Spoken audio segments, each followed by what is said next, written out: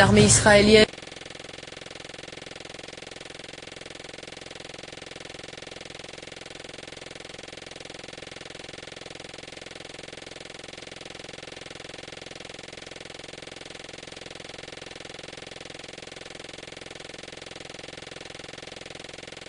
les deux parties rejettent la résolution de l'ONU appelant au cessez-le-feu immédiat.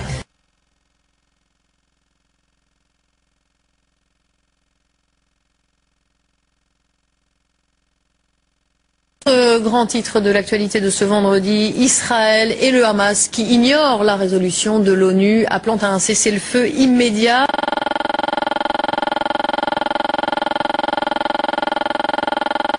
Les deux parties ont décidé de poursuivre les combats.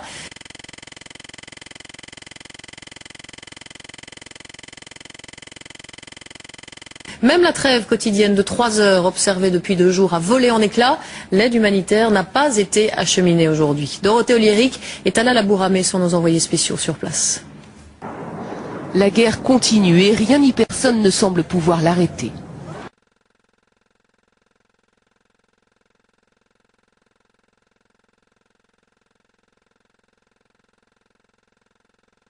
Sur le terrain, les militaires israéliens poursuivent le boulot qui leur a été assigné.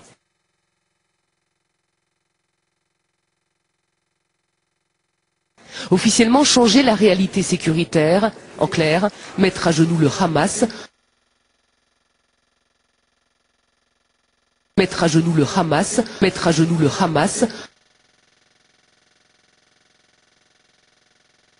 en neutralisant au maximum leur arsenal et les miliciens islamistes.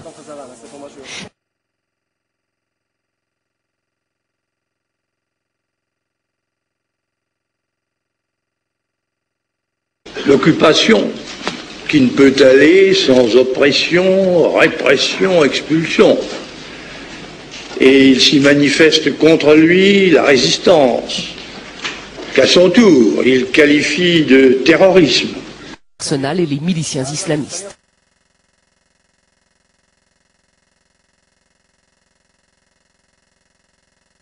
Mais à Gaza, ceux qui tombent sous le feu israélien sont aussi des civils.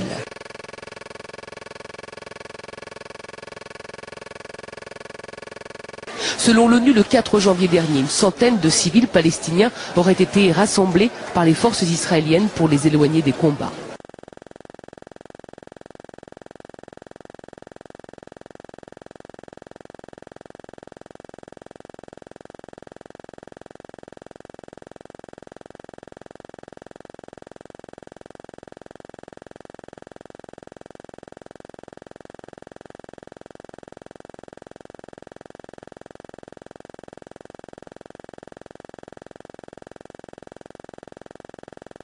Mais la maison a été atteinte par un obus et 30 civils auraient alors trouvé la mort. Dans cet hôpital, les blessés témoignent sur cette nouvelle attaque israélienne critiquée par la communauté internationale.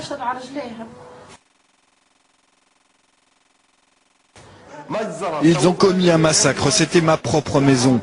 Tout le clan Samouni était là, la famille et les proches. Ceux qui n'ont pas été tués ont été blessés. Mais dites-moi quels crimes ont commis ces enfants? Côté israélien, une enquête a été ouverte pour répondre à ces nouvelles accusations.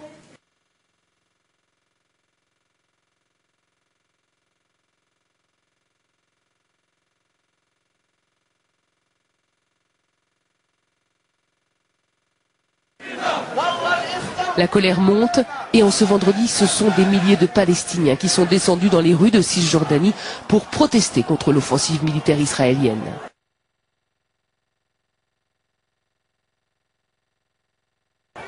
À Ramallah, ceux qui ont crié des slogans pro-Hamas ont vite été arrêtés par la police palestinienne.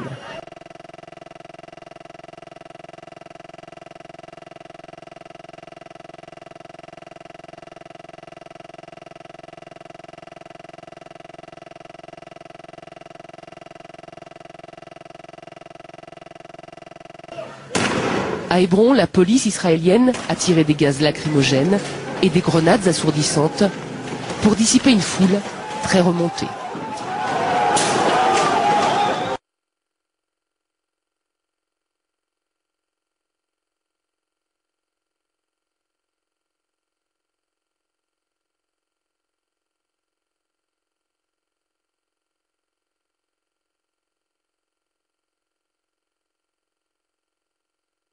Dans le même temps, dans le sud d'Israël, plus d'une trentaine de roquettes ont été tirées par le Hamas.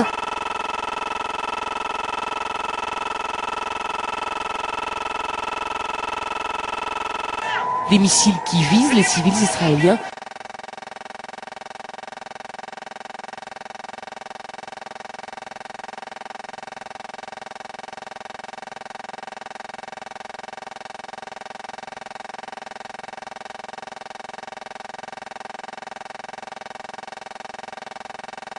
Et affolent une population qui soutient toujours massivement la guerre.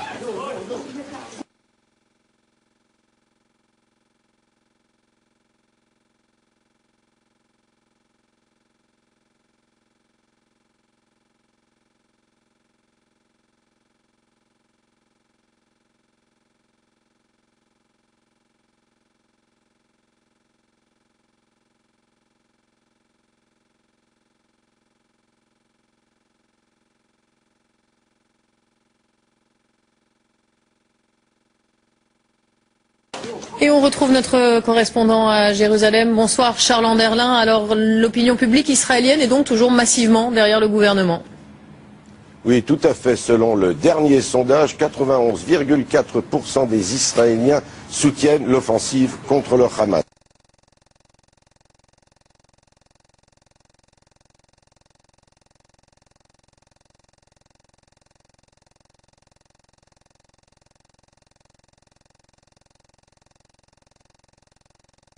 Le pays est littéralement mobilisé en faveur de ces soldats et des populations du sud d'Israël.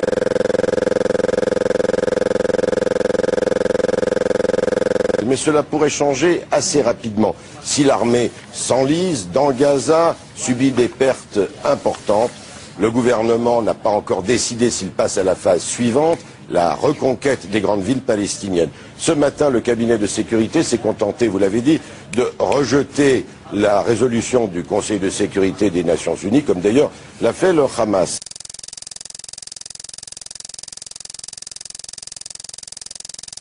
Mais dès ce soir, deux émissaires du Hamas ont quitté Gaza pour le Caire pour des négociations. Donc la région est à nouveau à la croisée des chemins. Un cessez-le-feu, un accord peut-être dans les prochaines 24-48 heures ou un élargissement des opérations militaires. Charles Anderlin en direct de Jérusalem.